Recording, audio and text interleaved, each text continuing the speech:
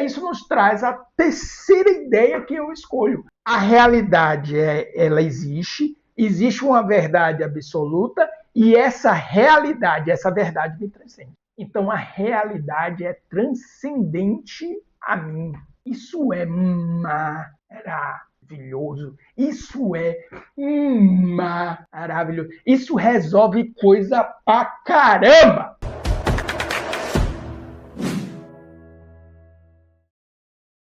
A realidade é transcendente. Eu acredito que existe uma realidade transcendente.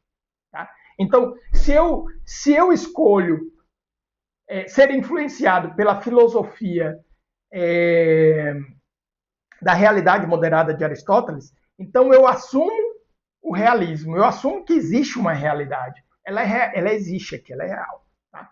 Em consequência disso, essa realidade objetiva, ela representa a verdade das coisas. Então, existe uma verdade das coisas. Tá certo? Isso é importante porque se eu não tenho objetividade e se eu não tenho a verdade da natureza das coisas, então como é que eu vou analisar as coisas? Cai por terra o conhecimento filosófico, por exemplo, que busca a verdade das coisas. Para onde é que vai essa filosofia? Tá?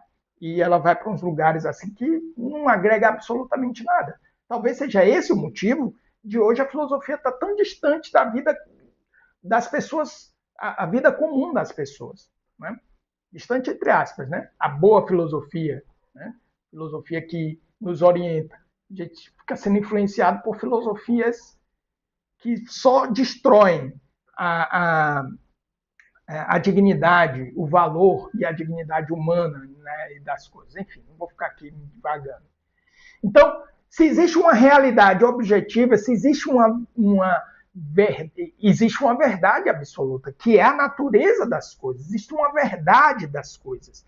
Isso é importante porque é a busca disso que está no filosofar, é buscar essa verdade, como também a própria ciência, ela está buscando constatar o que tá ali, né? Com as limitações próprias da metodologia científica, mas também é uma busca de verdade, ainda que seja uma verdade transitória, né? E aí tem os seus motivos pela própria natureza da ciência, mas se eu retiro a verdade disso, não tem sentido nada disso. Então, a gente começa a se perder em uma série de coisas. E aí isso nos traz a terceira ideia que eu escolho. A realidade, ela existe uma verdade absoluta e essa realidade, essa verdade me transcende. Então a realidade é transcendente a mim. A realidade é transcendente a mim. Isso é maravilhoso. Isso é maravilhoso. Isso resolve coisa pra caramba. Então, você está numa situação no trabalho e aí, de repente, você tem uma dificuldade com o relacionamento lá com alguém do seu trabalho, de outro setor. Aí, quando você não entende que a realidade transcende a você, aquela pessoa foi lá e te deu uma resposta invertida. Você chega e olha e diz assim, pô, bicho, o que é que esse cara tem contra mim? Você está reduzindo a realidade daquele fato, você está reduzindo a sua experiência, a sua percepção, aos seus sentimentos, se colocando no centro daquela realidade, igual um bebê de 2 anos. Maturidade pura. Então, eu tô partindo de uma experiência particular, concreta. Às vezes, eu estou no trabalho e aí uma pessoa chega e me dá uma resposta lá, tipo, o cara foi grosseiro. Isso é muito comum de acontecer, mas não deu a devida atenção. Aí você, pô, bicho, tô aqui falando um negócio, o cara não me deu atenção. Na hora eu penso, velho, eu não sei o que é que ele tá passando. Eu não sei. Eu não perguntei como é que ele tá, como é que tá a família dele. Eu não sei. Entendeu? O cara pode estar com um parente no hospital, e aí? O cara pode estar passando por uma dificuldade, sei lá, financeira, e aí? A realidade me transcende. Ele não se resume a mim.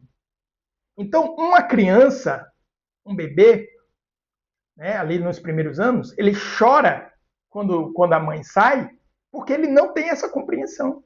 O intelecto dele não evoluiu o suficiente para entender que a realidade transcende ele. Então, toda vez que a mãe, principalmente a mãe, deixa a criança ali no... que é uma dor terrível isso.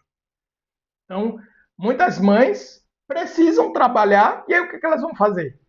Elas têm ali, sei lá, 4 meses de licença maternidade. Então, se bem quando é bebezinho, né? O problema é quando cresce um pouco mais. E aí vai e deixa a criança na creche, aí deixa um menino lá de 1 ano na creche e vai trabalhar. O menino chora, ele chora, chora. Não, mãe. E a mãe não entende. Por quê? Porque aquela criança ela é egocêntrica. Para ela, a realidade só existe ali e em torno dela. Se a mãe sai daquele círculo, para ela é uma morte. A mãe morreu. O pai morreu. Porque ele não tem uma compreensão de que existe uma realidade que transcende a minha percepção. Existe uma realidade que transcende a minha percepção. Então, não compreender isso é viver mais ou menos como uma criança imatura. Imatura. Tá? Desculpa, tá? Desculpa. É porque essa terceira ela é derivada das 2 primeiras. Das 2 primeiras, você fala, eu tenho uma realidade relativa. Verdade é relativa, a realidade é subjetiva. Beleza, até vai. Mas se você segue uma percepção de que não existe uma realidade que me transcende, isso é perigoso. Provavelmente você é uma pessoa mais suscetível à imaturidade e ao egocentrismo, ao egoísmo. Certo? Isso te leva para uma outra coisa. Isso te leva a viver a vida no máximo pautado pelas suas experiências, sensibilidades, prazeres. Porque você não compreende uma realidade transcendente. Isso leva você a se definir e a definir as pessoas. Se você conseguir evoluir, você vai se definir e definir as pessoas pelo poder alcançado, pela riqueza alcançada, pela segurança que proporciona. É assim que você vai classificar as pessoas. Você vai ficar nesse nível no máximo, no máximo. Você vai reduzir tudo à política e às relações sociais. Qual é a posição social que fulano ocupa? Qual é o seu sobrenome? De qual família você é? Porque você não compreende uma realidade transcendente. Você não compreende uma realidade transcendente. Então a realidade se resume a isso aqui. Se resume à minha percepção, às minhas experiências, à minha posição no grupo, ao poder de influência que eu exerço. A realidade nos transcende. Nos transcende. Transcende as nossas percepções, transcende as nossas experiências, transcende as nossas relações. O que você está querendo dizer, professor? Eu estou falando que existe a necessidade de compreender as coisas metafisicamente. Aqui é o ponto, né? Existe uma discussão que foi, agora eu não lembro qual foi o autor exatamente, que negou a casualidade, né, das provas da existência de Deus de São Tomás de Aquino. Pô, tá na ponta da minha língua aqui o autor. E o Fabro, né, o Cornélio Fabro, ele é um tomista moderno, né, com tempo mais recente, e ele trouxe a filosofia tomista da participação, resgatou isso, que tinha sido perdido. Né? E isso também aparece num livro, eu já trouxe esse livro aqui algumas vezes, ele está aqui, ó, para ver se é ele mesmo. Ó, aparece nesse livro de física, que esse livro é de um físico que ele vai explicar a física quântica a partir da filosofia aristotélica, da potência e ato, tá? Do ileformismo aristotélico. Desculpa, eu não quero ficar professorando aqui, mas isso é importante. E o que ele chama ele chama de, tem uma expressão, deixa eu só para não falar besteira, ele chama de, será que eu vou achar aqui no, o enigma do vetor, se eu não me engano. Eu não vou achar aqui. Eu não vou achar.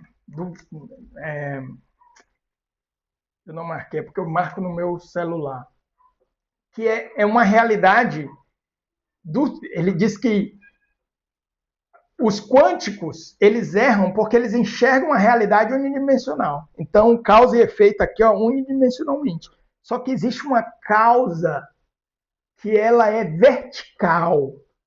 Ela é vertical. Isso é uma compreensão metafísica. Ela é vertical. Existe uma realidade, uma causa que é vertical. Certo? Vertical. Ela está fora da nossa linearidade do espaço-tempo. Ah, professor, já vem com esse papo de Deus. Não estou falando de Deus, não. Metafísica. Metafísica não tem nada a ver com mística, nem com espiritualidade. Mística e espiritualidade é outra coisa. E depende de revelação, de dogma de fé. Não, estou falando de metafísica. Falando de exercício metafísico. O Fábio, ele fez isso muito bem. Então, quem eu sou? Quem eu sou? Aí começa uma discussão. O que é substância e o que é acidente? Eu sou negro. Isso é substancial ou acidental? Eu nasci na Bahia. Eu poderia ter nascido no Ceará. Isso é substancial ou acidental? Eu sou professor? Eu sou vendedor? Eu sou motorista de ônibus? Eu sou minha profissão? Não, isso é acidental também. Eu poderia ser médico, poderia ser advogado. E aí eu vou do acidente buscando o que é a substância. E aí eu vou chegar em eu sou um ser humano. O que é ser um ser humano? É ter uma essência e natureza humana, ok? Mas o que confere a essa natureza o ser? Porque eu poderia não ser um ser humano. O que faz isso se realizar? O que traz isso para a existência? A própria etimologia da palavra existir. É de fora, é algo que é um vetor que vem. Isso é um exercício metafísico. Isso é um exercício metafísico. A realidade nos transcende. E isso tem uma influência enorme, por exemplo, na perspectiva dos valores. Eu já tive gente chegando para mim dizendo: ah, professor, seu conteúdo aí na internet, você deveria fazer isso. Aí mostra, por exemplo, um conteúdo de um produtor de conteúdo, e nada contra, o cara tá lá fazendo o trabalho dele, e ele fazendo umas coisas, pô, o cara tá bombando, eu digo, pô, mas véio, não é minha cara isso. Professor, ele tá ganhando milhões. Eu digo, porra, não importa se ele tá ganhando. Cara, como é que eu... Quer dizer, a medida é quantos milhões ele tá ganhando? Não, peraí. Isso tem a ver com quem eu sou? Ah, se não vai nunca. Tudo bem.